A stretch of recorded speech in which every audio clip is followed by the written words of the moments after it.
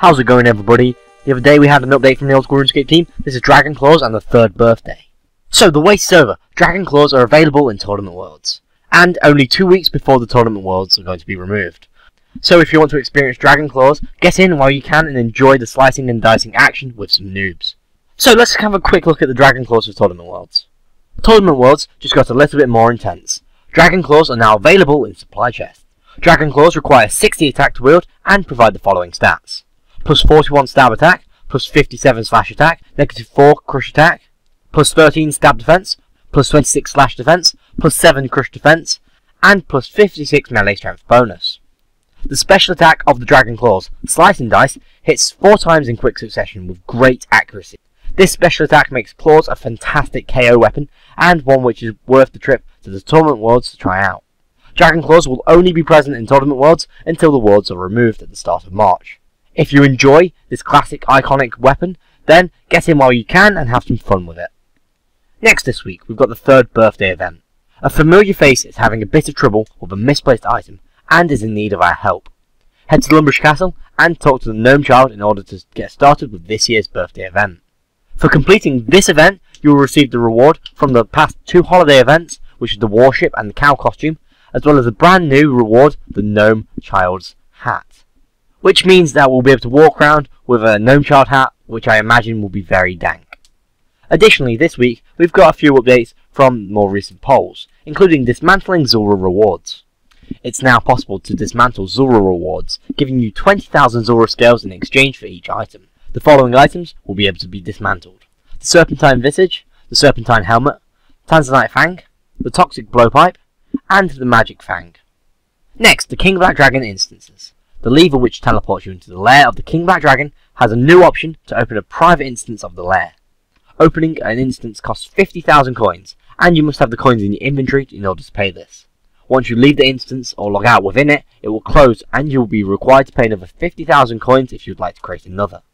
Please note that all items dropped or abandoned inside an instance lair will be permanently lost. So for example, if you drop something inside of that lair, go to the bank and come back, you won't be able to get that item that you dropped because it doesn't exist in the instance anymore. Finally, this week we've got some other news with some quality of life changes and bug fixes. Various kinds of agility course ropes and rope swings have had their click zones made larger. A link to the Old School World map can now be found on the homepage of the Old School RuneScape website. The giant mole will no longer dig and flee if it's on less than 10 HP. Slayer Masters now give you information about your current task if you prematurely request a new one.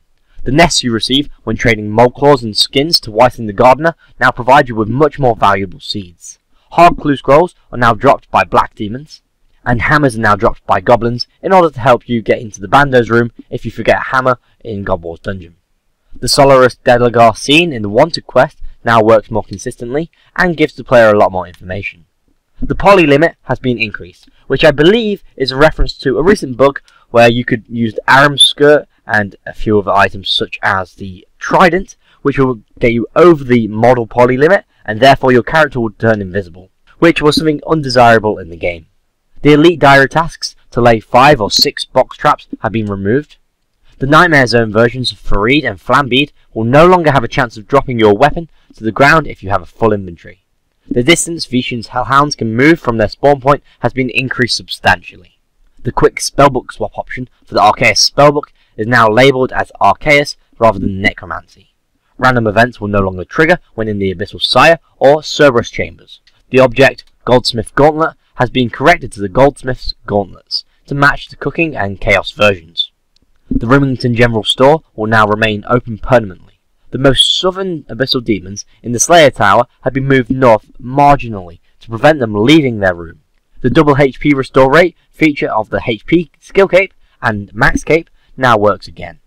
The Ring of the Wealth Eye now doubles the rate of receiving clue bottles from fishing in the wilderness.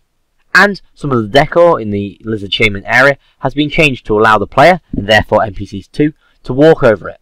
This should reduce safe spotting. So this week, we've got some relatively good updates. I kind of question the whole Dragon Claws thing, because it's not actually going to be going into the main game, and unless they're really testing it for when they do things like the Deadman Mode Tournament Worlds, then I don't really see any point in it. It's kind of giving hope to the people that want Dragon Claws to be in the game, but they're just not going to happen. I'll be making a separate video for the 3rd birthday event, so keep your eyes peeled for that. And as for all the other updates, they seem quite good. Although there's a few that I'm questioning, such as why were they removing the elite diary tasks to lay 5 or 6 box traps? And why did they allow the Ring of Wealth to double the rate of receiving clue scroll bottles from fishing in the wilderness? Nothing that's particularly game breaking, but it just seems a bit random because I don't think we've had any polls, questions or any sort of feedback related to these things. If you want to discuss this update, please go on the forums or in my comments below. If you want to watch my video on the latest old school RuneScape developer block, please click here for general quality of life. And if you want to watch my video on the latest old school RuneScape poll, please click here for the top 10 PvP suggestions. If you've enjoyed this video, please like and share, and if you want to keep up to date with the old school RuneScape updates, dev box and polls, please subscribe. I've been Lewis, thanks for watching, goodbye.